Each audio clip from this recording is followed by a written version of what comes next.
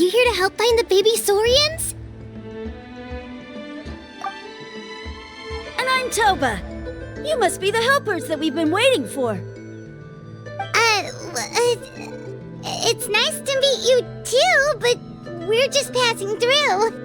Oh, but Uncle Sanka said he was gonna send some of his friends over to help us. You sure he didn't mean you? Yeah, sorry. Whatever this is about, it sounds like you've got the wrong end of the stick. Wrong end of the stick? Darn it! We've been tricked, Huni. I should have known that Glasses Guy was a con artist. What are we supposed to do about the baby Saurians now? Time's running out. It's okay, Huni. Don't worry. Why don't you tell us what happened with these baby Saurians, huh? There's been a lot of unrest in the tribe lately, and my dad's Saurian got injured.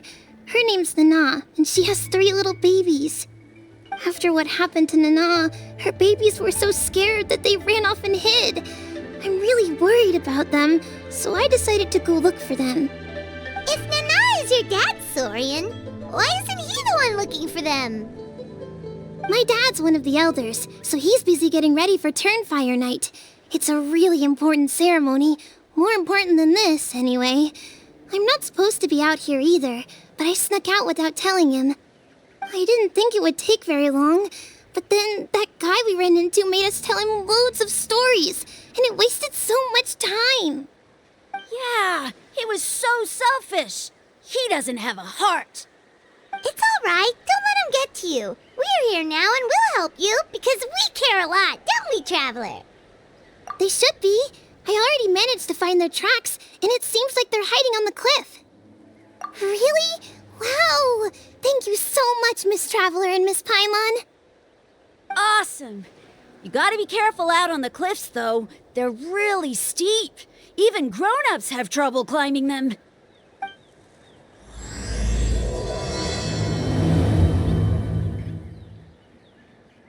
Huni said the baby Saurians are on the cliff, so let's find a way up.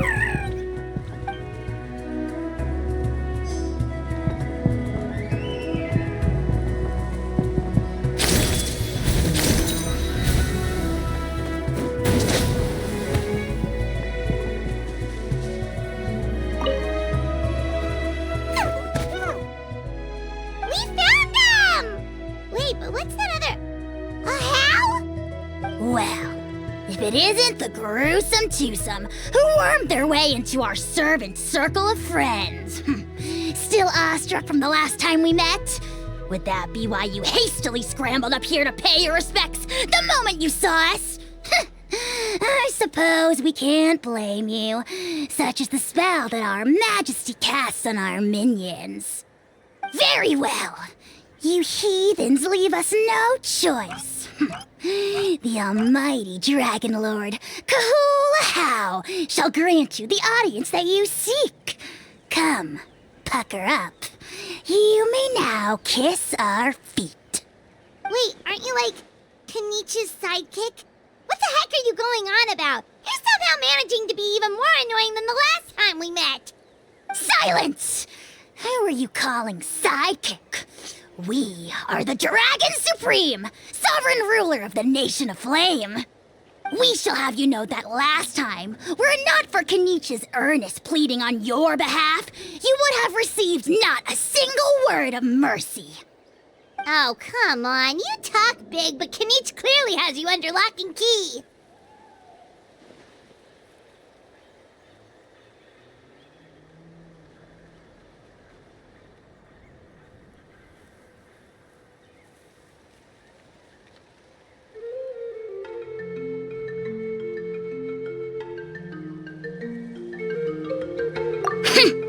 That's more like it. If you must know, our humble servant begged us to investigate an abyss incident near Huitztlan, and we chose to grant his request. Abyss incident? See this little lizard? Its mother, a medium-sized lizard, came under the influence of abyssal power. In her confusion, she attacked my servant's tribe, then assailed her own offspring. Yikes. So how is she doing now? She was but a lowly bug fighting against the power of the abyss. Naturally, she has departed for the Night Kingdom. Such a fragile creature. Apparently, she ended her struggle by leaping from a cliff. Leaping from a cliff? My dear anemic flying ant, as addled with questions as your head may be, please keep them to yourself and wipe that absurd expression off your face. We are the almighty Dragon Lord Kahula-How, not a wish-granting fountain. Anemic flying ant! Huge! Just you wait. Two can play at the ugly nickname game. We sense a faint abyssal energy. An evil sorcerer must be lurking nearby, but they are well hidden. If you encounter any suspicious outlanders, be sure to give them a robust interrogation. Suspicious outlanders? Wait, are you mocking us? Ha! How dare you cast aspersions on your ruler, heathen! You're just lucky that our servant has such vile taste in friends. Otherwise, we would beat you black and blue, and then purple, then black again! If you're not here to kiss my feet, then get out of my sight. Do not impede the work of the almighty Dragon Lord, Kahula-How! Potty mouth on that guy! I'm on his furious! Still, good to know about the abyss threat, huh? Wasn't expecting that. Let's not get sidetracked.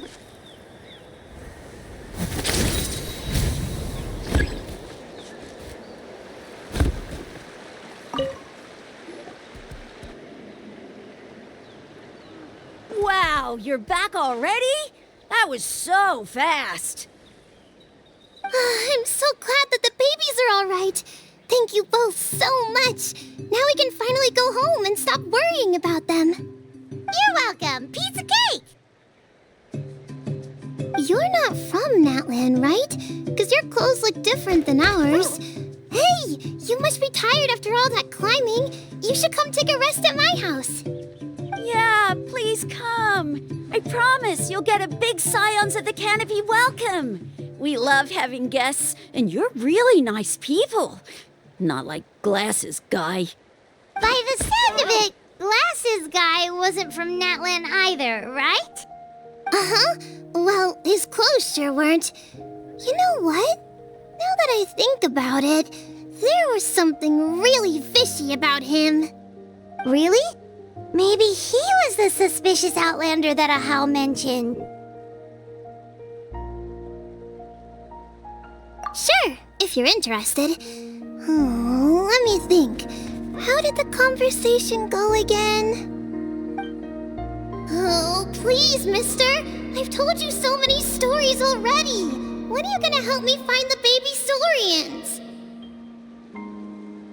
Just one more story. One more, I swear. Why don't you tell me more about that ball of fire? I heard that there was a huge transparent ball of fire that used to burn 500 years ago, 1,000 years ago, maybe even further back than that. Oh, you mean Turnfire. That's where the ancient name Mollypo comes from. Oh, wow. So it was the origin of an ancient name. That's impressive. Uh-huh. There's a story behind every ancient name. The legend goes that the Turnfire first appeared in the era of the Grand Alliance. It was used by the tyrant Huitztlan to rule over Natlan and oppress anyone who opposed him. Turnfire is different from normal fire. If you get set on fire with it, you'll feel horrible burning pain from behind you, but you won't die from it right away. And whatever you do, you mustn't turn back to look at it. Why? What happens if you turn back? As soon as you turn around, poof! You get burned to a crisp. Well, good golly gee. I mean, it's one thing to singe someone's clothes, but burning people alive? That is a big no-no in my book. Right? How nasty is it to burn someone from behind and not even let them turn around to look? Huitztlan really was an evil tyrant. Yes, shocking behavior. Now, let me guess. Eventually, a valiant hero came to save the day? That's usually how these stories go. Good guess, Uncle Glasses. Seems like you really know your stuff. The hero was called Yupanqui. He's the ancestor of our tribe. Yupanqui was friends with Huitztlan the tyrant, and also Shibalanke, the first Pyro Archon. He was working as an ordnance officer for the Grand Alliance at the time. He didn't like how Huitztlan was such a cruel tyrant, so he stole the Turnfire and threw it at the Huitztlan's army. The soldiers couldn't defend against it, and they all got turned to ash. And that's how our ancestors set our people free. But just as he was about to leave the city, he thought he heard Huitztlan calling out to him from behind. It caught him off guard, and he turned around to look. But Huitztlan wasn't there. All he saw was a city burned black, an army in ruins, and giant flames reaching up into the sky. A split second later, the flames he saw burst out from inside his eyes and swallowed him up. All it took was a single glance. As soon as he looked back, he was burned to a crisp. The question is, was this the price he paid for stealing the Turnfire, or the price of turning back? Nobody knows the answer, but the fire that consumed Yupanqui burned more fiercely than any other. It burned for 100 days until it burned a hole right through the ley lines. And then, the flame dropped into the deathly dark Night Kingdom, where it still burns to this day. The grown-ups say that it lights up the path that leads to the next life. But for the dead to be reborn, they have to accept the flames and be purified by the fire first. It's like a final look back at your life, where you have to answer for everything you did. Anyway, that's the story of Yupanqui's Turnfire. Ah, a fine parable indeed. So, is it true? Is it really possible to find this fire in the Night Kingdom? I don't know. I think it's just a story. Either way, I assume this name has been passed down in your tribe ever since? Sure has. It went to Burkina, the hero that we celebrate on Turnfire Night. But that was 500 years ago. Yeah, and now it belongs to Kinich, so we often call him Malipo Kinich. Kinich, huh? All right, Uncle Glasses, that's enough stories. Now can you please go find the baby Saurians for us like you promised? I would, but doesn't the legend of the Turnfire teach us not to look back? Let's not go dredging up the past. Tell me more about this Kinich guy. One more story, I swear. Starting now. No? Careful, Toba. You look dangerously close to cursing me out right now. Tut tut, we can't have that. Cursing is for grown-ups only. Uncle, you'd better not be trying to trick us, or the Turnfire will get you when you die. How would it get me if I'm outside of Natlan? Uncle Glasses isn't from here, you know. Unlike you. Huh? Wait, is that?